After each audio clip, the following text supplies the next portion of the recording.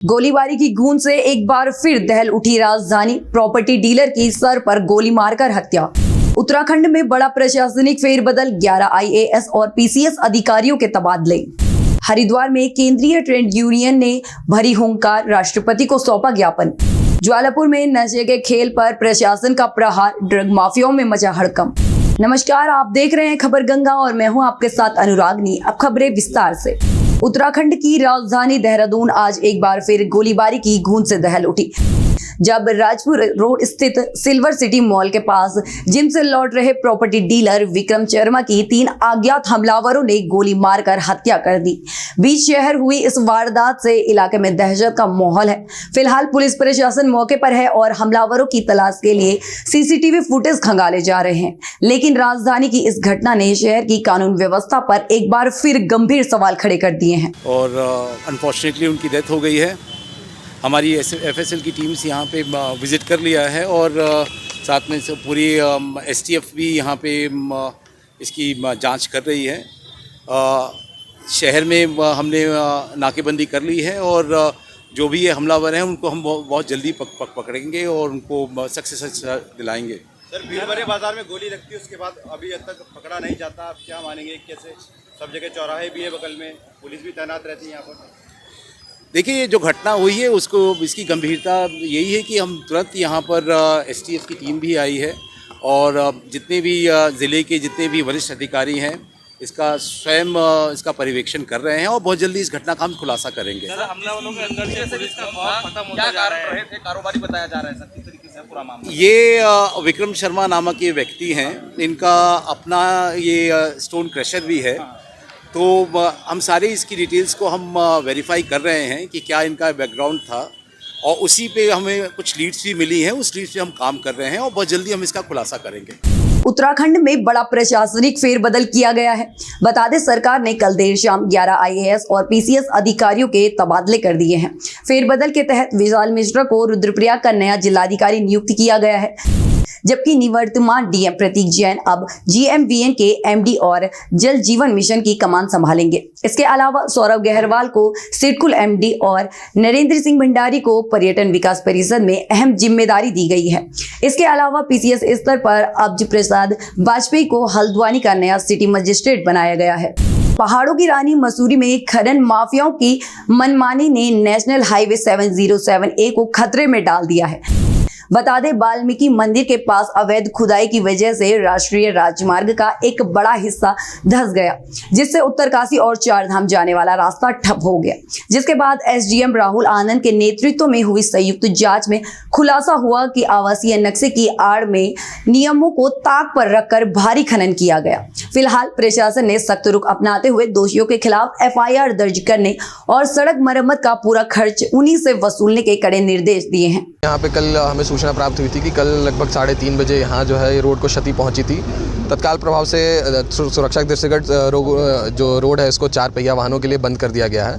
इसमें निरीक्षण के दौरान पाया गया कि रोड के जस्ट तलहटी में कुछ खनन चल रहा था, जिसकी जांच की गई, जिसकी परमिशन नहीं थी। संबंधित के विरुद्ध जो है नियमानुसार खनन विभाग की अपनी कार्रवाई कर रहा है। इसके अलावा जो एमडीडीए के द्वारा नक्शा पास किया गया था उसमें भी उससे विचलन कर ज़्यादा जो खुदाई कर रही थी, उसके कारण एमडीडीए की भी जो 15/9 की कार्रवाई वो की जाएगी। इसके अलावा जो एनएच जो विभाग है जिसकी रोड है वो भी संबंधित के विरुद्ध मुकदमा दर्ज करा रही है कि जिसकी वजह से उनकी रोड को क्षति पहुँची है, जिससे कि कल को जान माल की भी हानि हो सकती थी। वो भगवान का शुक्र है कि उस समय कोई था नहीं रोड पे, तो कोई क्षति जान की नहीं हुई है। तो इसके खिलाफ जो कार्रवाई हो सकती है बिल्कुल वो कार्रवाई की जाएगी। और इसके अलावा जो देहरादून पुलिस है उसके तरफ से एक डाइवर्जन प्लान जारी कर दिया गया है। तो मैं सभी पर्यटकों और लोकल से अनुरोध करूंगा कि उस डाइवर्जन प्लान का अनुपालन करें जब तक कि हम रोड को ना बना पाए। बट हमारी कोशिश है कि आने वाले 15 दिनों के भीतर हम इस रोड को फिर से सुचारू कर दें। तो सर, क्या रोड बनाने का भी पैसा इन्हीं से भरपाई ली जाएगी? बिल्कुल, ये एफआईआर दर्ज करा करके इसके खिलाफ जो भी होगी वसूली की कार्रवाई वो पूरी की जाएगी और ये रोड का पूरा खर्च जो है हमारी वो रहेगी कि जिनके कारण ये रोड गई है उसी के द्वारा वहन किया जाएगा। हरिद्वार के BHEL फाउंड्री गेट पर केंद्रीय ट्रेड यूनियन ने हुंकार भरी। बता दें, केंद्र सरकार की श्रमिक विरोधी नीतियों और BHEL के 5% शेयर बेचने के फैसले के खिलाफ कर्मचारियों ने विशाल प्रदर्शन किया।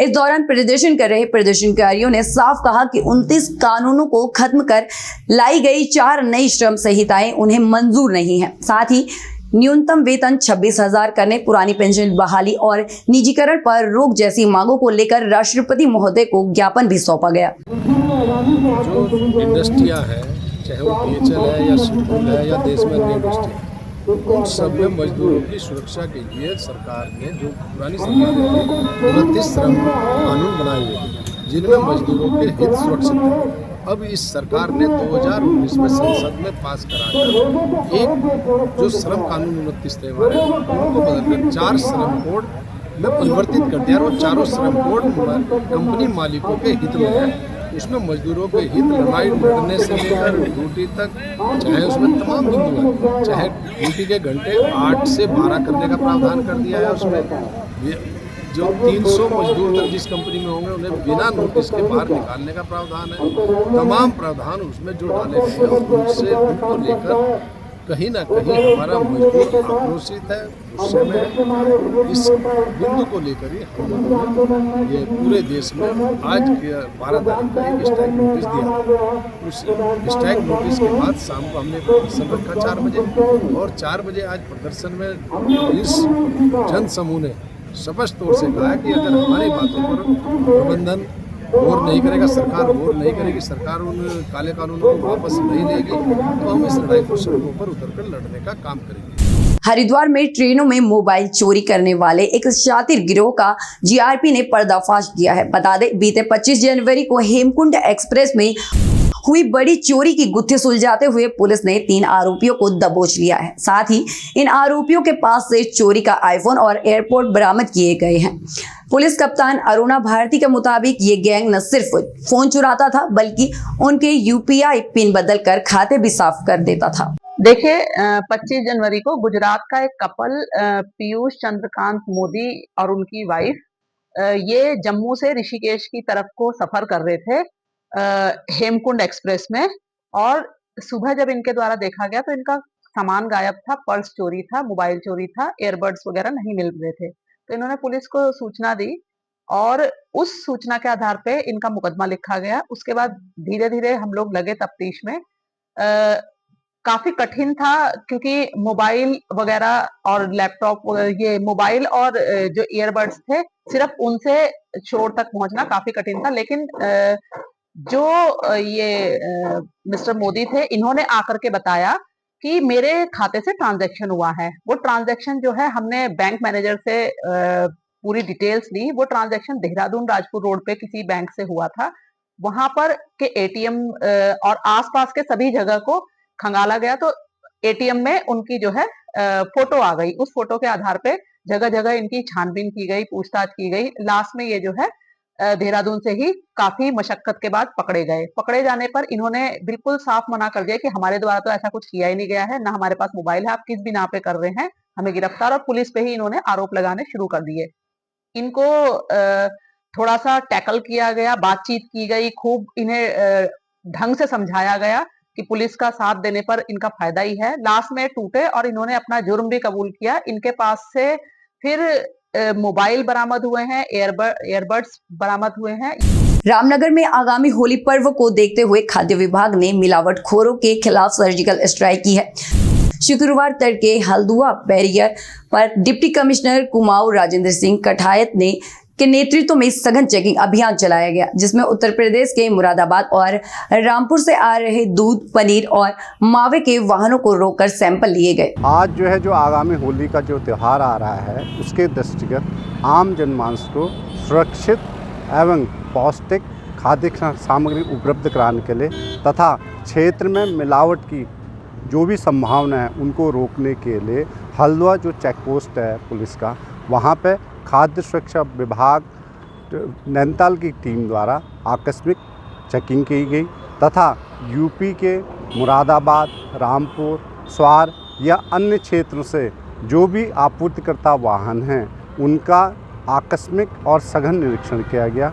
निरीक्षण के दौरान मेन जो फोकस है वो जो है होली में जो मिलने वाले खाद्य पदार्थ हैं जिनसे खाद्य सामग्री तैयार की जाती है, जैसे दूध हो गया या दूध से बने जो अन्य खाद्य पदार्थ हैं, मावा यूज होता है, पनीर यूज होता है, तेल यूज होता है, नमकीन यूज होता है, पेय पदार्थ यूज होते हैं। उन सभी सप्लाई वाहनों का चेकिंग की गई। चेकिंग के दौरान जिन खाद्य पदार्थ में मिलावट होने की या असुरक्षित होने की संभावना थी, उनके संदेह के आधार पर 9 नमूने एकत्रित किए गए। 9 नमूनों में जो है 3 दूध के नमूने हैं, 2 पनीर के नमूने हैं और 2 नमूने जो है ब्रेड के हैं, 1 नमूना नमकीन का। सर कार्रवाई लगातार जारी रहेगी? ये कार्रवाई जो है लगातार जारी रहेगी। हरिद्वार के ज्वालापुर में नशे के काले कारोबार पर प्रशासन का बड़ा प्रहार हुआ है।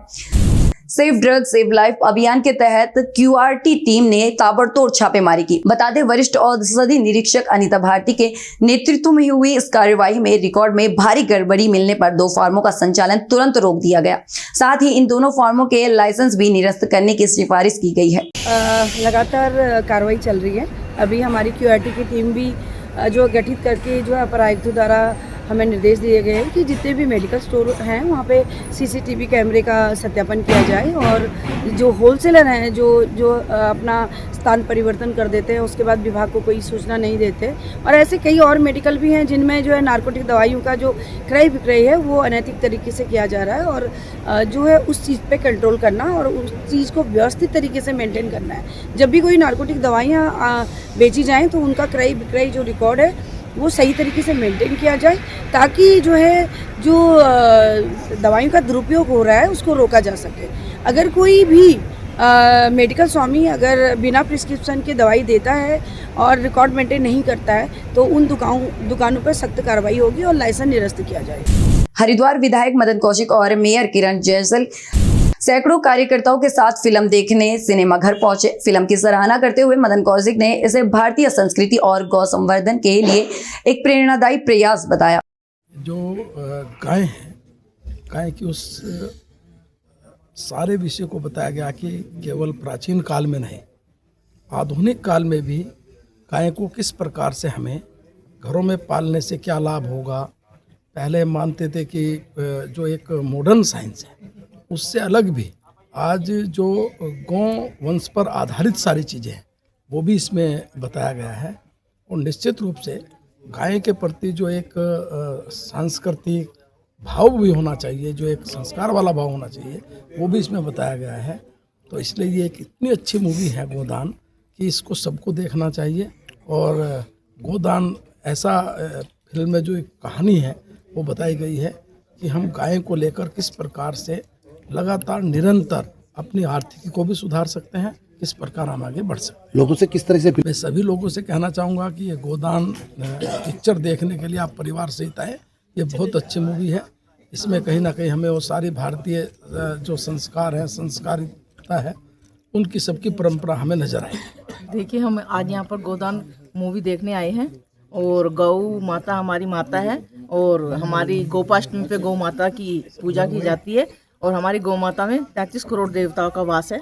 और हमारी भारतीय संस्कृति का यही परंपरा है कि हमें अपनी गौ माता की सेवा करनी चाहिए। अपने परिवार में, अपने बच्चों में, सब में हमें गौ माता का एक चित्रण होता है, आकार होता है, जिसमें हम अपनी गौ माता को, अपने बच्चों को भी यही कहें कि हम गौ माता की सेवा करें। गौ माता हमारी एक बहुत ही प्रमुख माता है और मुझे बहुत अच्छा मूवी देख के लगा है। और मैं सभी को यही कहूँगी कि आज गौ माता को कि जो ये गोदान मूवी हम देखने आए, हम सबको यही कहेंगे कि आप इसको देखिए। इसमें बहुत ही अच्छी परंपरा और सांस्कृतिक जो भी यहाँ पर हमें देखने को मिला है, हमें बहुत अच्छा लगा है। और आप भी आइए, सब आकर इस मूवी को देखिए। बहुत बढ़िया।